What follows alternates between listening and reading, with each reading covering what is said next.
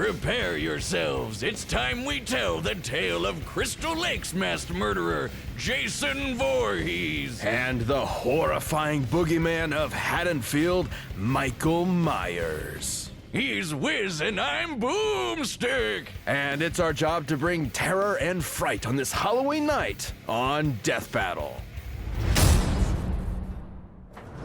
Within the woods of Crystal Lake lurks a killer, buried but not dead, doomed to rise from the grave and slaughter those who live and love, if you know what I mean. This is the curse of Jason Voorhees. Rumor has it he was a deformed child, bullied and harassed all of his life, only cared for by his single mother. But not even Mama Voorhees could save Jason when he tragically drowned at Camp Crystal Lake.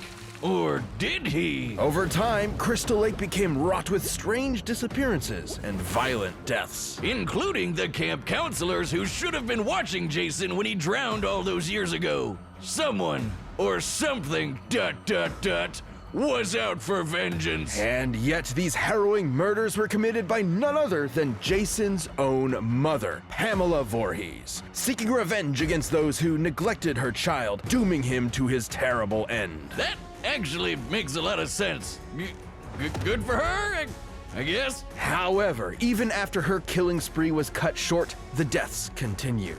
Nobody could prove it, but maybe, just maybe, Jason was still alive. Holy shit! Yeah, he's definitely alive. Wait, has he been living in the lake this whole time? Jason has fortitude far beyond any normal man. You can swing an axe in his face, blast half his body away, or trap him in an exploding building. Yet it will all be in vain. Even when one of the few survivors of his attacks hacked him to pieces, Jason rose again. Seriously, this happens a lot. Nobody knows the true source of his unkillable nature. Some say it's an indigenous curse, others say it's the Necronomicon, and some even say it's a hell worm. So not too many reasonable answers. Either way, be careful, or you just might end up on the wrong side of Jason's trusty machete, something he uses with enough strength to split skulls and pierce metal. Even when Jason has no weapon, he can be resourceful and oddly creative with his kills. He might bludgeon you to death with a sleeping bag,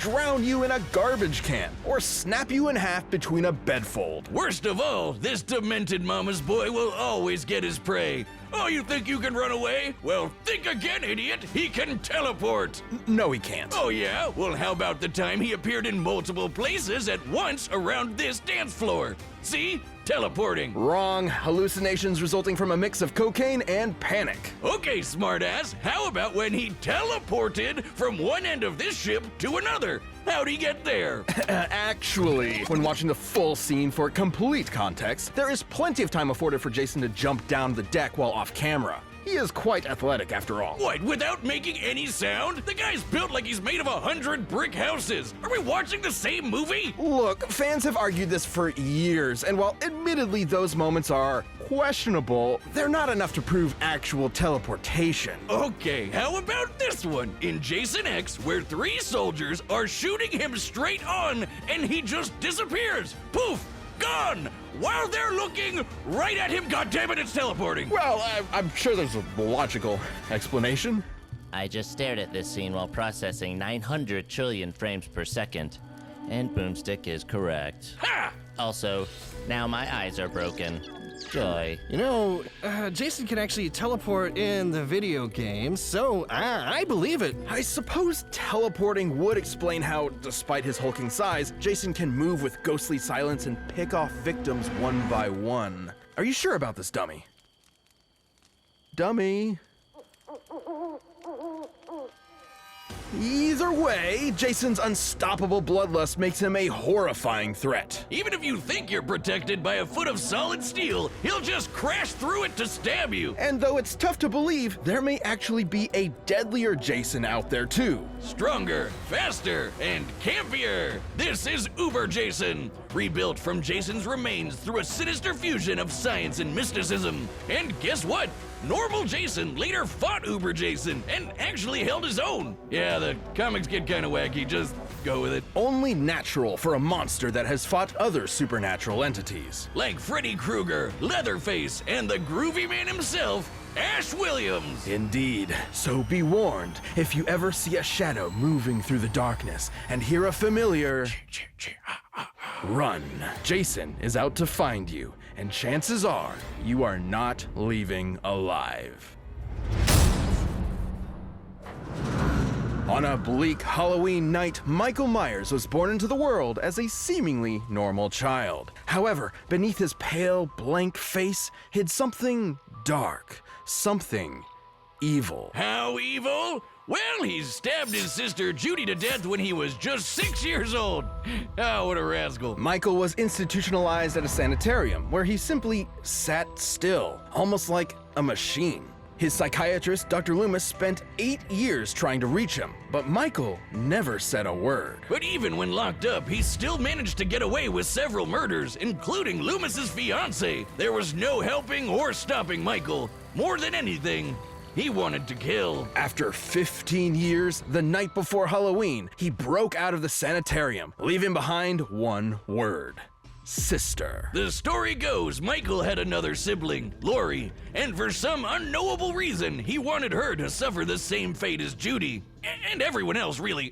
He's not too picky, and he could do it too. For in his hands, anything can be a deadly weapon. Countless reports of various murders have appeared across Haddonfield. He's exploded heads, boiled people alive, and used his trademark knife to stab poor souls to walls like some macabre piece of art. When they say to admire your work, I don't think this is what they meant. And this isn't some special combat knife or dagger. He did this with an ordinary kitchen knife. Michael is also surprisingly clever. Despite being confined for nearly all his life, at some point, he apparently taught himself how to drive. It's pretty clear this masked psycho was definitely plotting something while he was in the ward. All these kills were just a detour to his ultimate goal, Lori. On an all too familiar Halloween night, he finally met his long-lost sister and nearly killed her. But Loomis intervened, shooting Michael and sending him out a window. Phew, well, guess that's the end of him. Yeah, you know it's not. No one knows how, but the body simply vanished, only to return later that night as if nothing had happened. There's a reason why they call him the Boogeyman. Even after being set on fire and rendered comatose, Michael Myers would not be stopped. Almost like he's some kind of invincible undead monster. Many explanations have been given for Michael's strange abilities, but some less reputable sources suggest he's bound to the ancient druidic Curse of Thorn, whose symbol is, well, they say it's an ancient icon of Halloween, but it's actually the Norse rune for Thor, sometimes called the Thorn Rune. I think they just Googled rune and thorn and called it a day. Whoa. Is Michael Myers a Viking? Yes! Awesome! Curse or no curse, Michael is inexplicably driven to kill without hesitation, and his victims almost never see him coming. You said, uh-oh. While explaining Michael away with a vague curse is nothing more than a crutch for the truth, the fact of the matter is, no one knows why he is so cruel, so violent, so unstoppable. He just is. At the end of the day, evil gives no explanation, only despair. Michael thrives not just on the satisfaction of murder, but the fear it inflicts in others. Even scarier, his kills are done with surgical precision. He can murder you as quickly or slowly as he wants. This guy knows exactly what he's doing with that kitchen knife. He's like a hibachi chef of death. And yet, his attacks were almost brought to an end by Lori herself. But when the time came for the final blow, Michael proved his intelligence and wit by faking his own death using a body double. All while getting his sister to commit murder for him. Honestly, I'm kind of impressed. He's also either impossibly sneaky or he can use teleportation, because he once moved through a yard full of motion sensors without setting off a single one, until he wanted to. Look at this! There's just no stopping him. Fill him full of bullets, Michael will come back ready to rip off your head. Put him in the center of an exploding church, he'll survive and go on to kill dozens more people, just for dramatic effect. It was this relentless evil that made the people of Haddonfield go ballistic and band together to end Michael Myers once and for all. Unfortunately, the town would soon realize that was That's just not possible. Any ordinary person would have been long dead after what he experienced, but he took all of the town's punishment, got right back up, and went right back to doing what he does best. And you know what's the creepiest part about all this? They never caught him. He's still out there looking for his next prey, I assume. So every Halloween night, lock your doors, turn off your lights, and pray you'll make it to morning. Because the boogeyman is real, and his name is Michael Myers. All right, the tales have been told and terror runs free. Let's see which monster will stalk another day. It's time for a spooky death battle!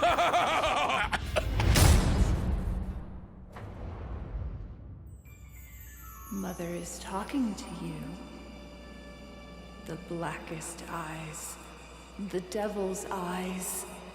Kill her. Kill her.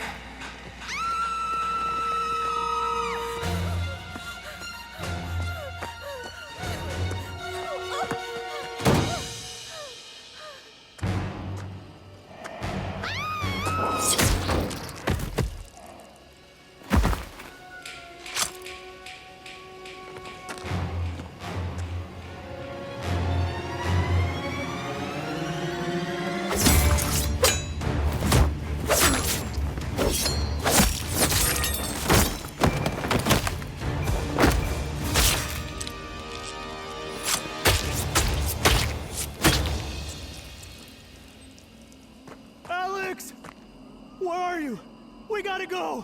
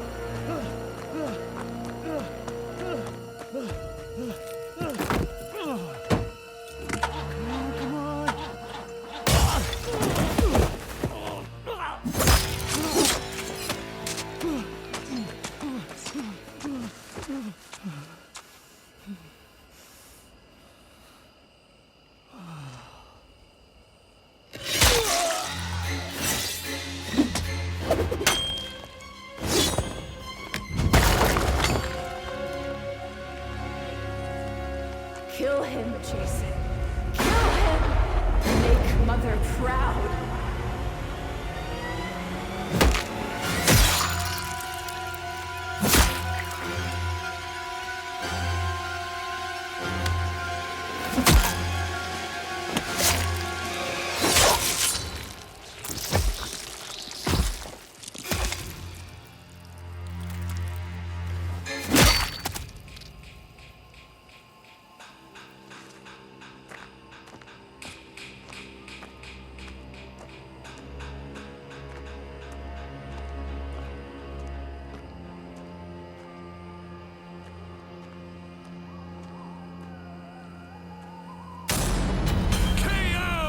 Okay, are we sure he's dead? You can't be too careful with these guys. Michael Myers won't be rising from the grave this time. Jason was too much for him. The stories may paint these slashers as unstoppable, but they do have limits and can be understood. To Michael's credit, he could match Jason in a lot of ways. Both were experts in methods of killing, and both could totally teleport. Theoretically, though if both of them really could teleport, then neither had an advantage in that regard. So teleportation deniers can rest easy knowing it wasn't really a factor here. Even the explosions they both survived were similar in size and destructibility. But Jason held the edge with his superior endurance and healing. Michael faking his death with a body double was clever, but he did it because he explicitly could not survive something like decapitation or getting half his torso blown off. But Jason could. He also had more experience fighting other supernatural enemies like Leatherface, Freddy, and his uber self. So I doubt Michael could have surprised him with something he's never seen before. And Jason was just as strong strong and vicious as Michael, if not more. So given the difference in survivability, he had a much better chance of striking Michael down first. In a battle between two unkillable monsters, it's only natural it would come down to who was more unkillable. After being ripped to pieces, Michael could now rip in peace. Right, Jocelyn? Jocelyn? Hello? The winner is Jason Voorhees. Thank you for watching. Stay tuned, we'll be jumping into the next matchup next week. But you can always get more Death Battle right now by clicking one of those boxes right over there, and by downloading the battle music linked down below.